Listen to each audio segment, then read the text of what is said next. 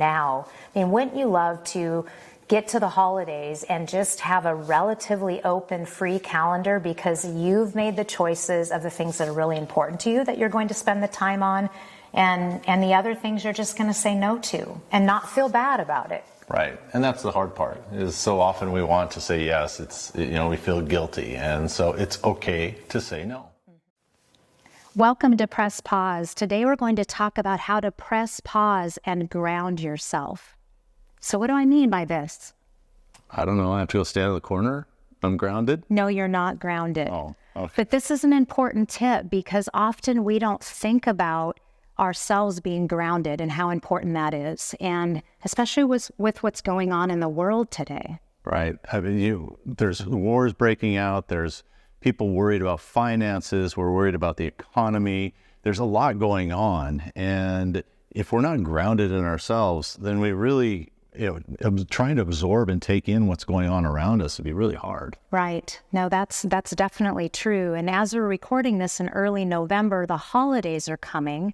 And that can typically be a time where there's extra stress. Maybe you're going to be missing a loved one this holiday. Maybe there's gatherings that you're nervous about, or you tend to be somebody that just packs the schedule really full and it just creates a lot of stress. So how can you take some steps now to really get centered and grounded so that you're ready for what's coming? Mm-hmm. Well, the first thing I think you do is create boundaries. Put boundaries around your time, your space, your family, whatever it is. So if a bunch of activities are coming up, the kids are in sports, the musical, and then you get invited to a party or a function, and then there's a game going on, and then, just, okay, we're only going to do something one day a week, or we're going to do something with these people only because they mean so much to us. Right. Limit it. Right. Put boundaries around it. No, I think that's good because often we just continue to say yes to all of the different events and things that are going on. And let's face it, there's a lot of really fun things to be a part of. We like to have an active calendar and spend time with friends and family. But it's important to create those boundaries to make sure that you're not actually going overboard with it. And then it's not fun anymore. Right. It's not fun anymore.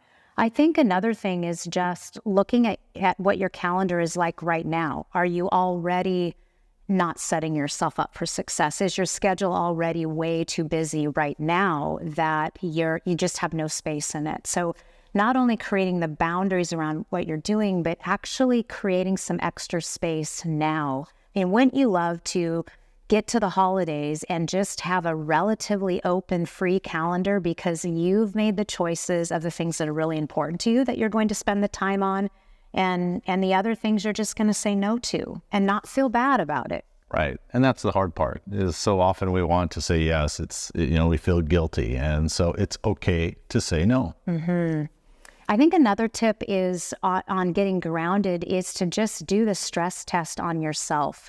Or maybe if you don't know, ask your spouse. I mean, how stressed are you right now? What is your level of stress? Are you feeling relaxed most of the time and enjoying your day? Or are you feeling like you're just in this pressure cooker and you've just already just have so much stress, you feel like, wow, I just can't even take one more thing.